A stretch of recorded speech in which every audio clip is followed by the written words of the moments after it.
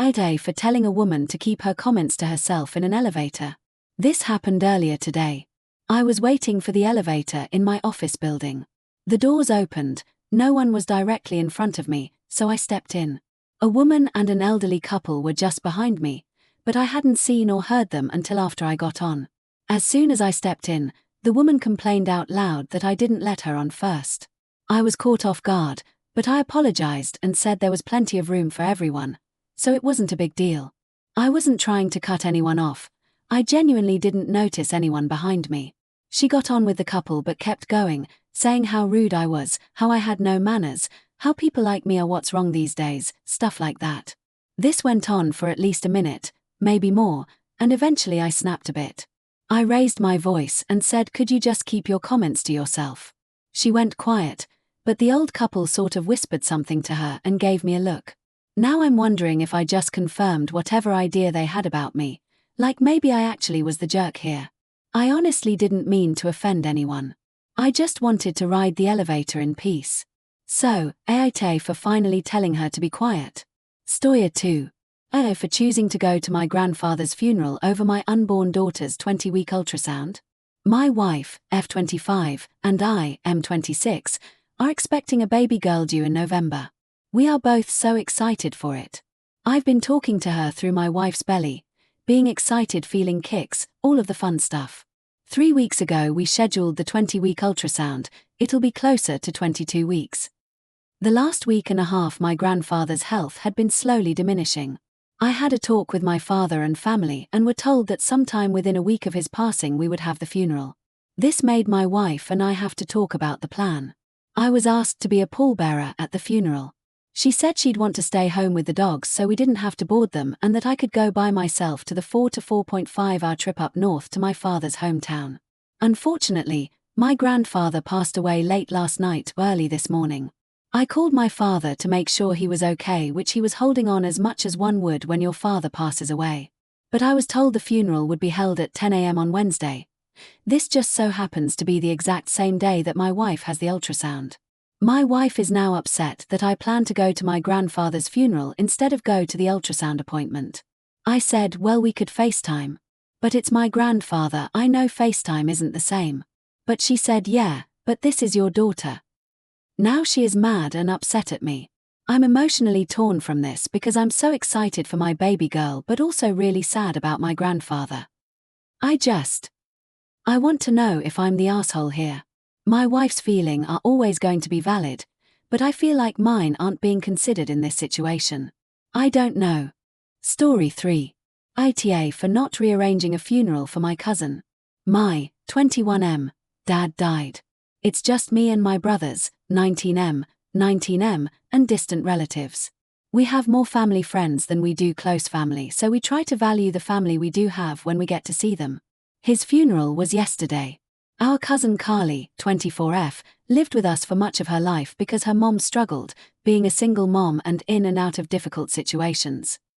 I wouldn't say my dad solely raised her, but he played a big part in it. So they were close, but since she turned 21 or so she's moved out of state and hasn't really come around much. Fine. She volunteered to make slideshows for the funeral. Great. One was going to be right before the eulogy and the other was going to be right after. Until yesterday she didn't mention having any scheduling conflicts, but then sprung on us that she was picking up her mom from the airport in the morning and might be late. Fine, whatever.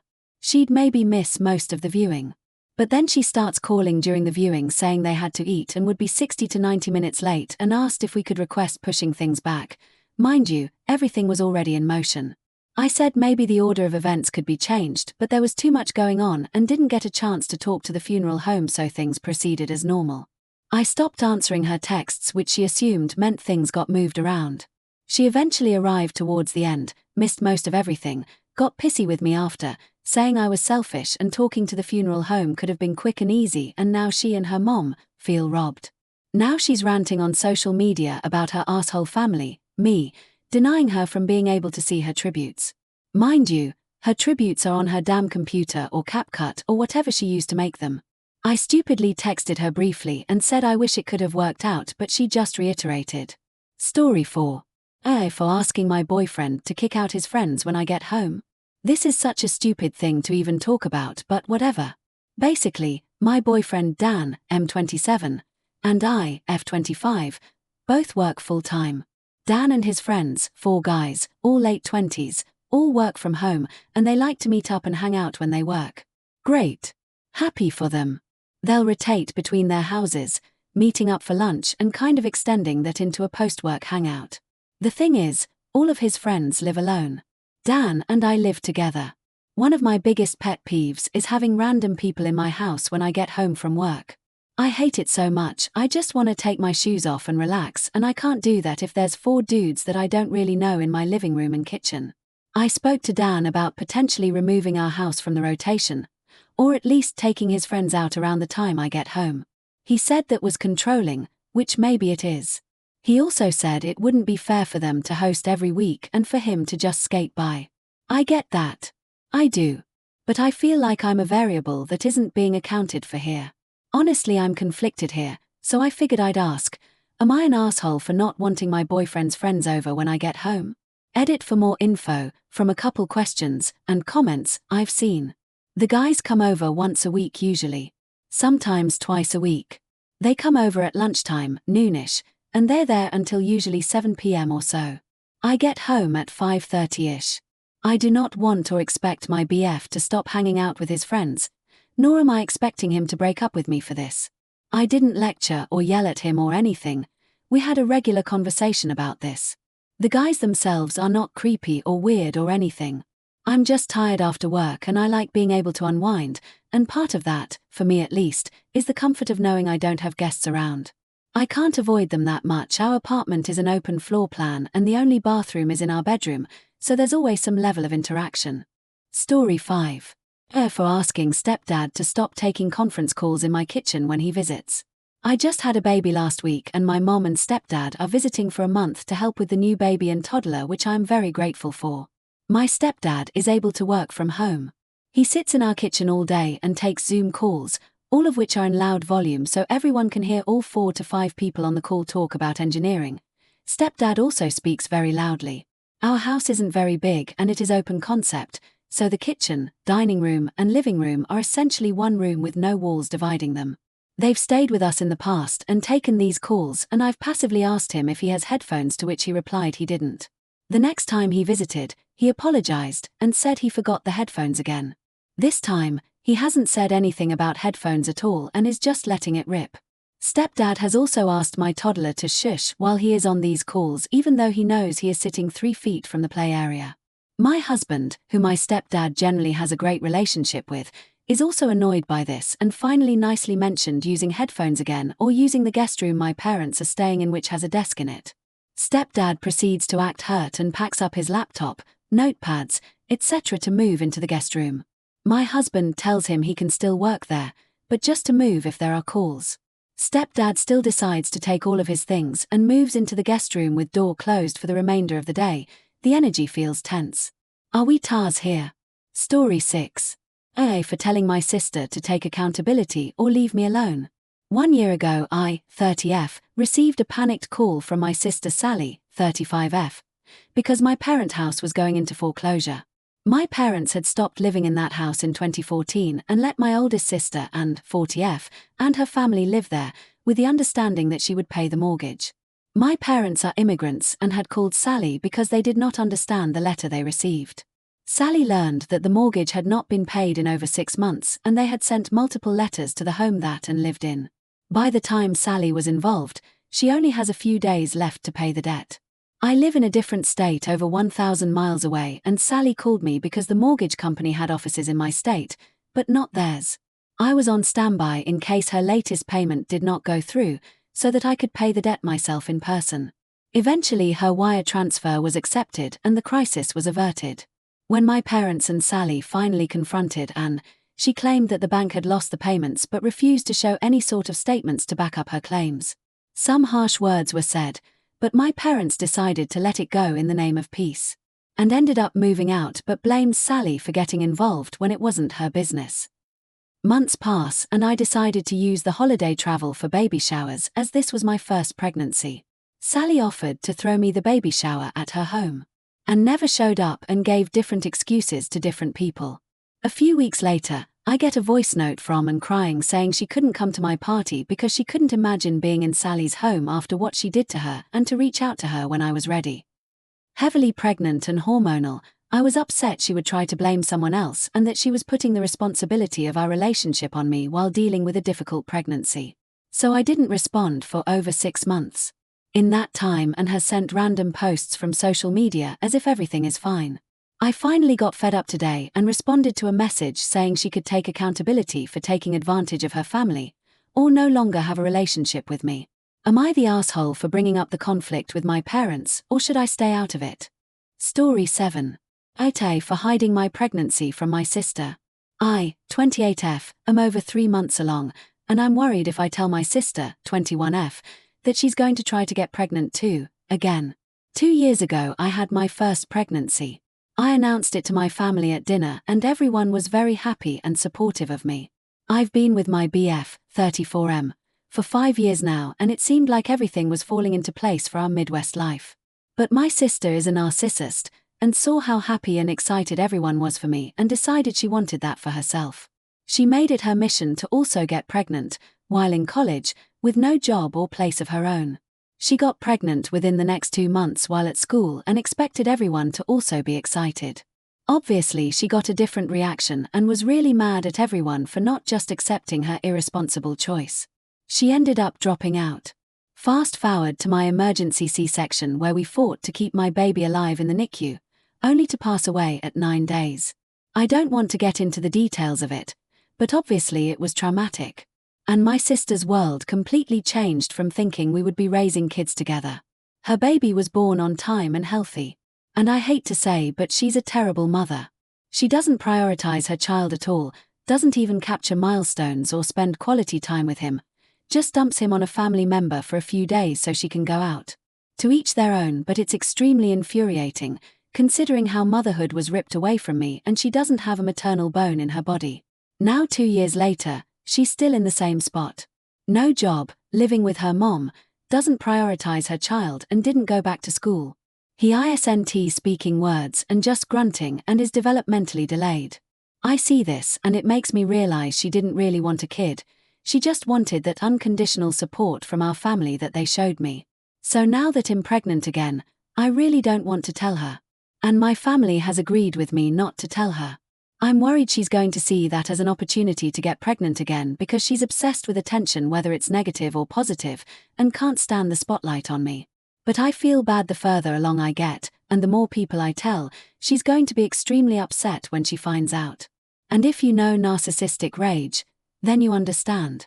I figured maybe I'd tell her this weekend finally, but she just posted on her story going crazy this summer BC I'm manifesting a baby girl next year. Like HUH. You cannot keep a job, you don't even help your mom with rent and you want to have a second kid already? For what? You aren't even a good mother to your first. The father wants to take him for custody. Makes me want to shake her by the shoulders. Now I know when I tell her she's definitely going to try it again. I rarely see her and we aren't technically that close, so I could hide this for as long as I wanted TBH. AITA. Or are my fears valid? Edit. I understand the concern for my nephew. My family is all for the father getting custody. My sister is the only one against it. We all see her for who she is, but she doesn't see anything wrong with her actions. Has only 2 right now. She doesn't think she's a bad mom. He and my sister both live with her mom, my stepmom, who is a school teacher. She does as much as she can to help him while also still trying to maintain her own life, but she doesn't want the entire responsibility of raising a child and I'm sure that's understandable. Story 8. AITA for not cooking breakfast for my niece and nephew. My 36M sister, 34F, moved into my house about 2 months ago with her 2 kids, 7M, 4F, after she ended a really bad relationship. I've always been an earlyish riser and like to get up and make myself some breakfast around 7 or 8 a.m. Nothing spectacular, just whatever I felt like that day. When my sister moved in, I realized quickly that she liked to sleep in. Some days she was up as late as 1 p.m. I gave her the benefit of the doubt since I knew how hard her breakup was for her. Since my sister slept so late daily, she wouldn't get up and take care of her kids.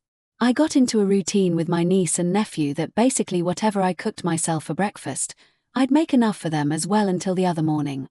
I woke up and had an urge to make huevos rancheros. The kids immediately started complaining that they didn't want that and wanted something different. I was nice and ended up making them pancakes since it's not their fault that their mom is really struggling. The next morning, I was making breakfast potatoes and eggs, but all I heard was, "We don't want that. We want something different," so again, I obliged. Finally, after 3 mornings of my unwanted food critics getting a separate meal, I finally told them I'm no longer cooking 2 different meals for breakfast. If you don't like what I'm making, go ask your mom to get up and do it. So, they went upstairs to wake her up, but she still didn't come downstairs until after 1 p.m. The kids immediately started complaining that I refused to feed them, and my sister was pissed. She started in about how they need to be fed by a certain time and a bunch of other things that she said to try and intentionally hurt me.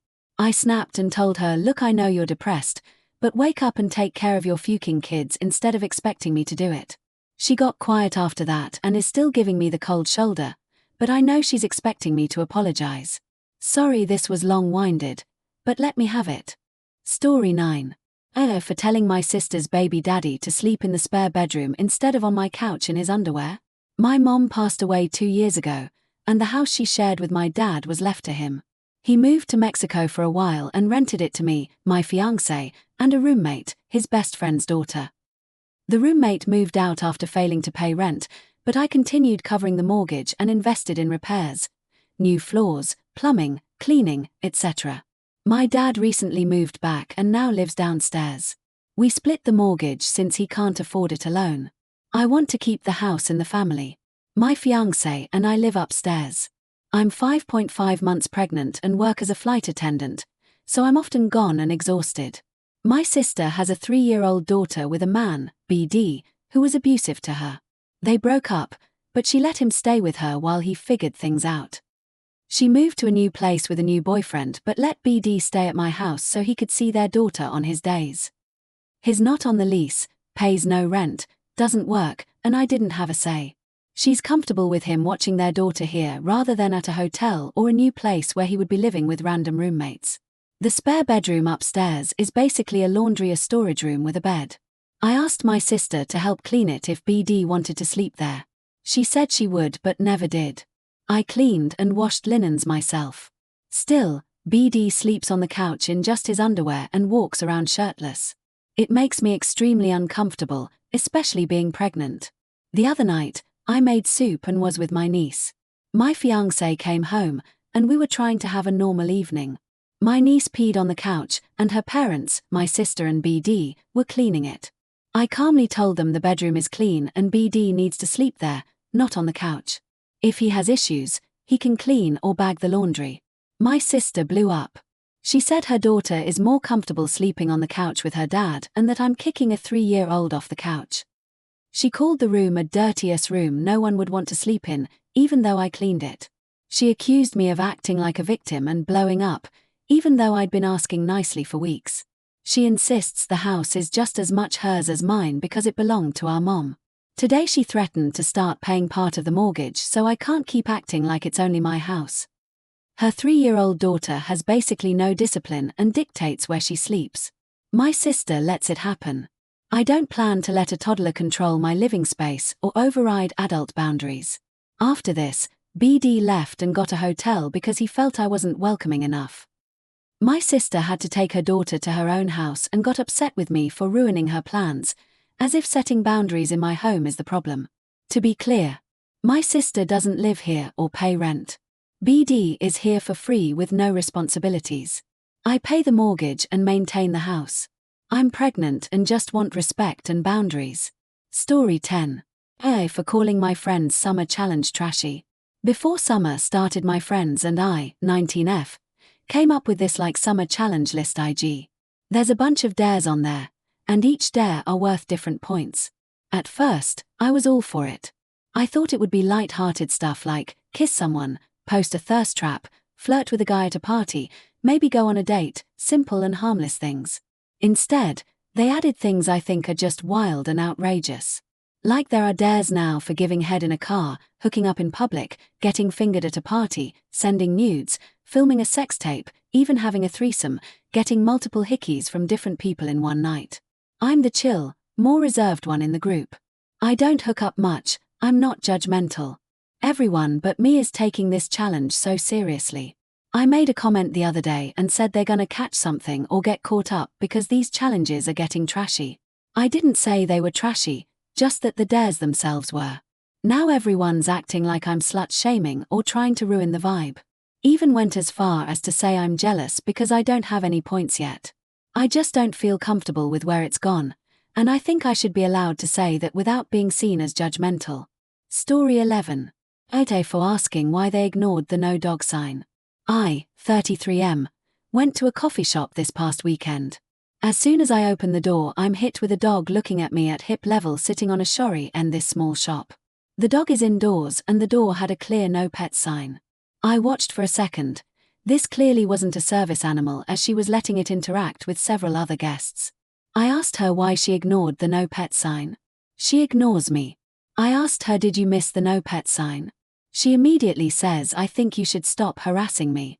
All I was doing was asking why she ignored the no pet sign. This lady played the victim and called me an asshole. Another patron steps up for her and the dude says, why is it an issue? Who cares? Tells me don't be an asshole and drop it. I wave the guy off, tell him I care, and I don't like dogs. I say it's not hard to not bring your dog to a coffee shop that doesn't allow dogs. By that point it's my time to order. I complained to the employee who didn't seem interested in enforcing anything. The owner left on her own.